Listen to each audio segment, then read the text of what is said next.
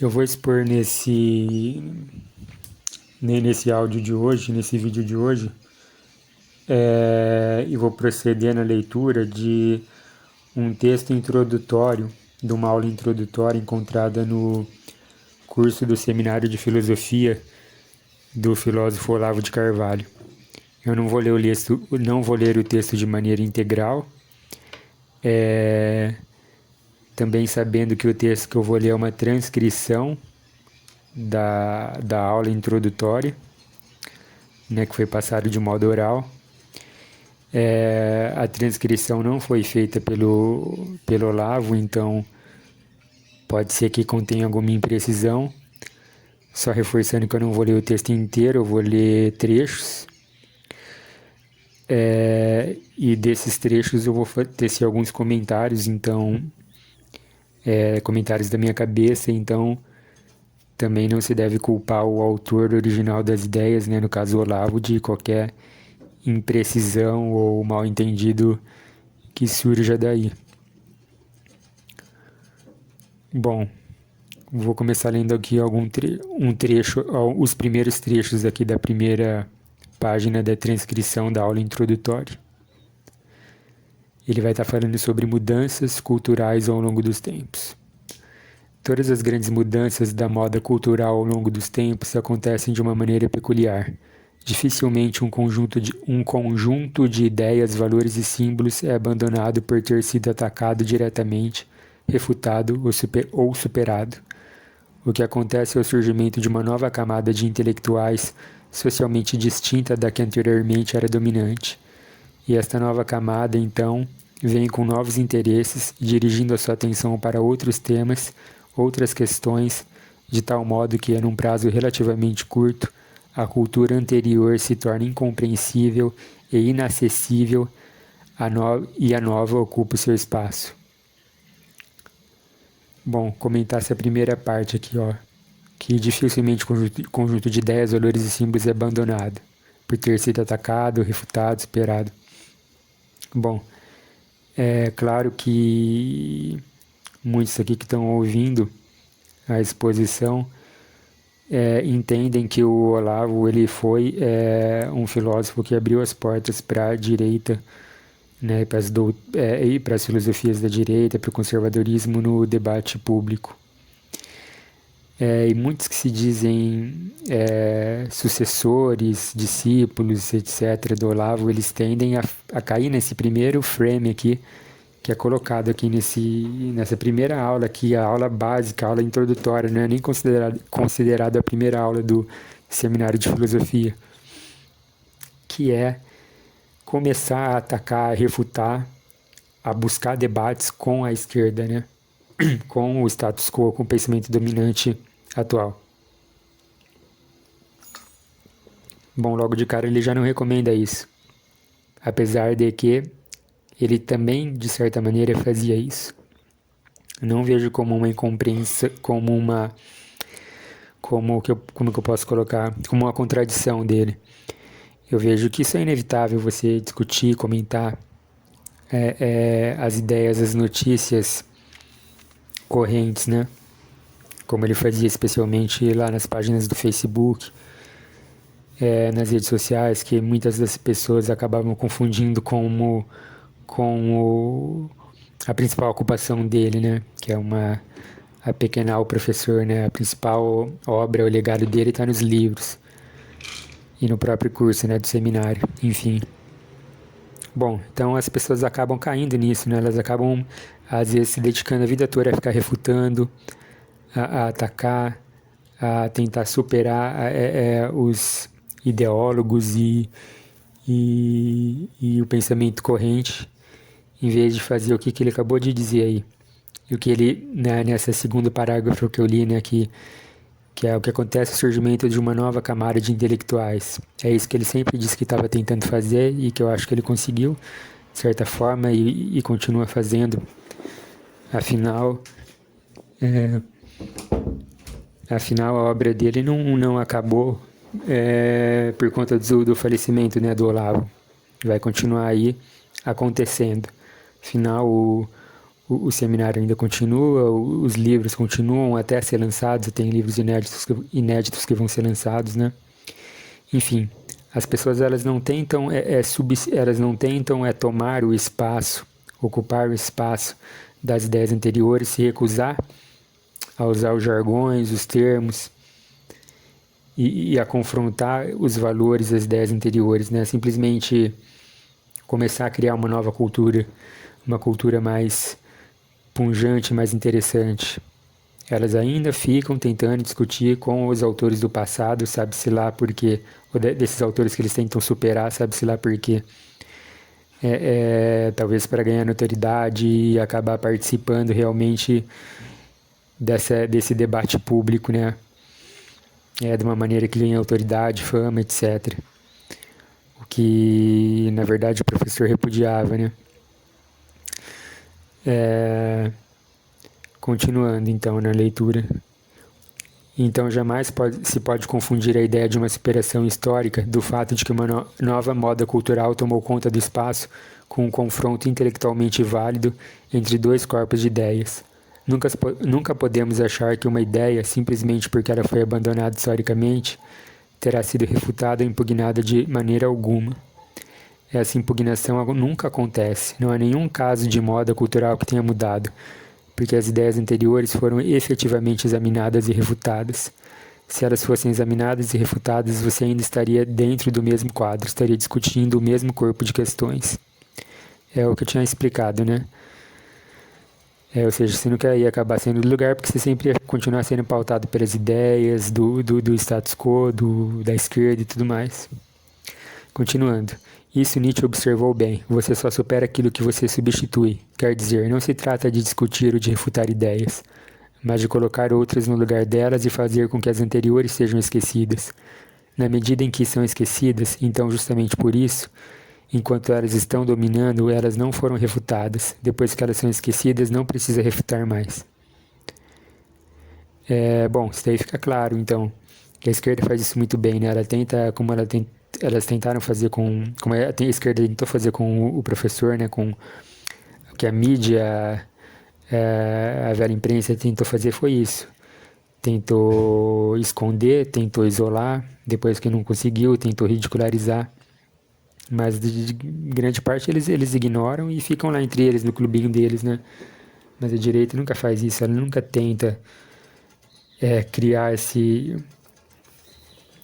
próprio clube ou esse próprio movimento tentando se descolar ou ignorar o movimento ou a moda cultural, as ideias anteriores, mas fica sempre voltando naquilo, sempre dando importância para eles e tudo mais. Continuando no texto, o efeito disso é o chamado progresso da cultura. Progresso do conhecimento, na verdade, é uma sucessão de esquecimentos, uma sucessão de perdas absolutamente formidáveis. Também na medida em que as novas ideias ocupam o lugar das anteriores e já não tem mais satisfações a prestar a elas, então isso significa que o número de perspectivas que você tem para julgar as ideias vigentes vai diminuindo. Isso aí é um processo mais ou menos uniforme na história do Ocidente.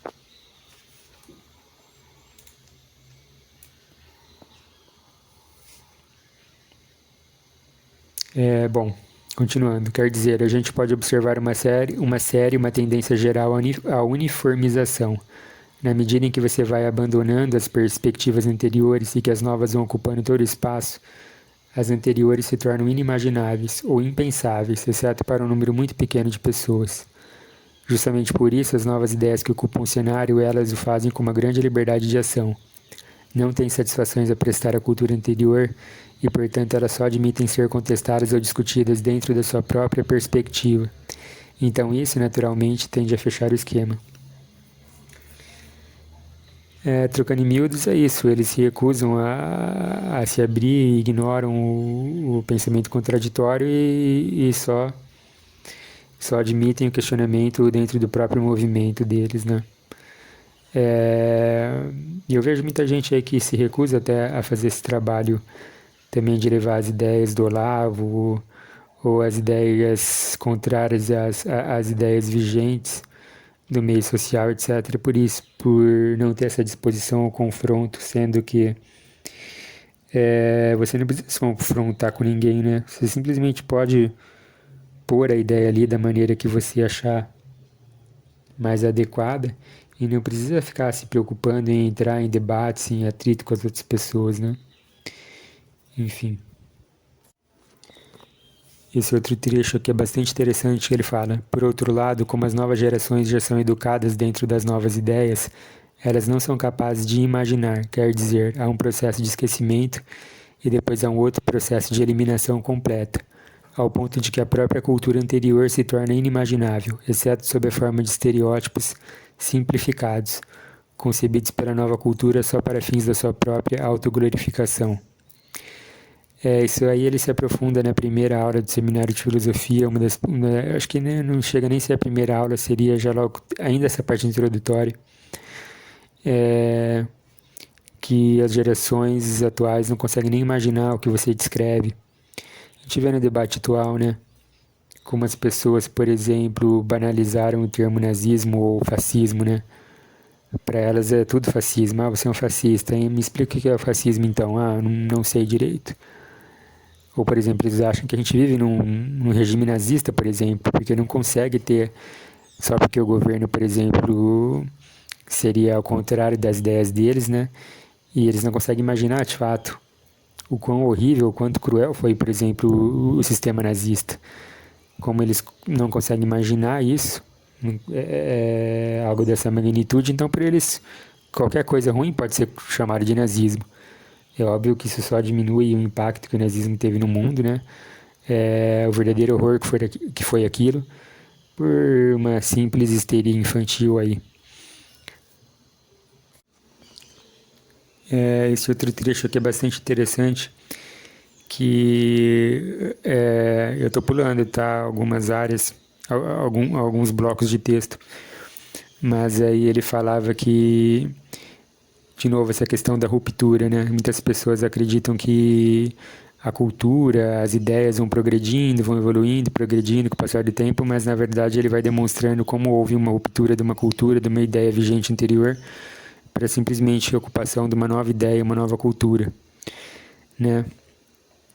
E aí ele conclui aqui: você mudar de direção não é você avançar necessariamente. Avançar é avançar na mesma direção. Quer dizer, você muda de atividade completamente, muda de assunto. Você não tem nem como comparar com o que você está fazendo com o que se estava fazendo antes, porque simplesmente não tem nada a ver um com o outro. Bom, aí nessa aula introdutória, um aluno ele pede um exemplo sobre algum exemplo de avanço histórico, de progresso histórico em relação às ideias, ou seja, aí quando não há uma ruptura completa, mas aí sim se aproveita algo da cultura anterior para reformular tudo aquilo em nova perspectiva. Aí ele começa. Aí o Olavo, bom, eu vou ler o trecho aqui, fica mais claro. Quando você pega, por exemplo, a evolução da doutrina cristã desde os primeiros padres até a escolástica, aí você pode dizer que houve efetivamente um progresso, porque nada se perdia, a coisa era. Tudo que tinha na etapa anterior era assimilado e fundido num novo arranjo com os elementos novos, por exemplo, aqueles que eles absorveram de Aristóteles. Quando Santo Alberto Magno e São Tomás começaram a ler Aristóteles e a tentar formular a doutrina cristã em termos aristotélicos, eles não abandonam a doutrina cristã anterior. Eles simplesmente fazem um arranjo dela dentro de um novo quadro. Nada se perde, a ideia é exatamente não perder nada. Então, nesse caso, você pode dizer que desde os primeiros padres até a escolástica houve um caso de progresso real. Mas veja, isso é dentro da mesma cultura. Não houve uma revolução cultural, não houve uma ruptura.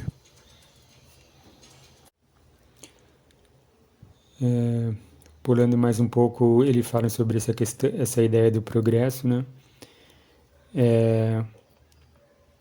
E essa questão que a sociedade atual coloca, por exemplo, ideias que são um progresso, que são uma evolução, e outras ideias que representam um atraso. Aí ele fala: progresso é uma unidade de medida que você deve aplicar aos antecedentes históricos para saber aonde ele se realizou e aonde ele não se realizou. Qual é o contrário de progresso? Vamos dizer, é o atraso ou a regressão? Não, porque o tempo só vai para frente. O tempo nunca vai para trás, isso é absolutamente impossível. E qualquer processo temporal ele é constituído sempre de mudança. E sempre haverá deterioração de alguma coisa e emergência de alguma outra coisa. Então, praticamente qualquer época pode ser vista ou como de progresso ou como de deterioração, mas nunca de atraso. Atraso não existe, porque não existe um relógio histórico que possa medir todas as civilizações, todas as sociedades e dizer, olha, às tantas horas você tem de estar em tal lugar porque eu estarei lá.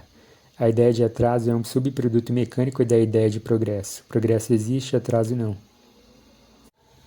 Você não pode dizer que uma sociedade que ficou estática durante 5.000 anos está atrasada. Está atrasada em relação à outra, mas ela não faz parte da outra. Isso quer dizer que, para ela ser uma sociedade que está em progresso, ela teria que abandonar a sua própria autorreferência e se medir por uma outra, mas isso seria a extinção dela. Denotar essa ideia do atraso é uma ideia autocontraditória. Atraso histórico não existe, de maneira alguma. Progresso ainda pode ser uma noção cientificamente aceitável. Atraso não é. Bom, essa noção do atraso ela se linka, né, com essa ideia que ele tinha passado no começo de que uma cultura acaba substituindo a outra. Uma cultura cessa e uma nova começa. É assim que você vence um conjunto de ideias, né? E não indo voltando lá e ficar refutando, refutando e refutando. Por isso que às vezes o mero debater infindavelmente acaba sendo algo tolo de se fazer, né? Como infelizmente até eu percebo que muitos dos alunos do Olavo acabam fazendo até os dias de hoje, né? Outro trecho para ficar mais claro. Isso quer dizer que, historicamente falando, progresso não é o contrário de atraso. Agora, raciocinar em termos de progresso e atraso, você sabe que é uma coisa que está tão arraigada na nossa cultura atual que já virou quase um automatismo. Falam sociedades atrasadas. Pegam a sociedade na Zâmbia, está atrasada. Está atrasada em relação a quê? Você acha que Zâmbia deveria ser Nova York? De onde você tirou essa ideia? Que uma coisa deveria ser a outra? Não tem sentido. Você pode dizer que a situação da Zâmbia está muito ruim, que eles estão morrendo de fome, que está tudo estragado. Mas atrasado não.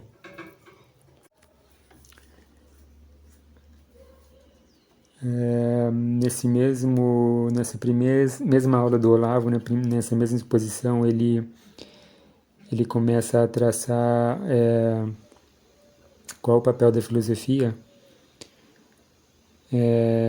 nessa questão da moda e na cultura vigente. Que quando eu estou dizendo moda, cultura vigente, né, nas ideias, no que é discutido correntemente e tudo mais. Eu acho que aí o vídeo ficaria muito grande, né? Então talvez eu separe ele em partes e adentre nessa questão da filosofia num próximo vídeo, numa próxima oportunidade. Obrigado a quem acompanhou até aqui.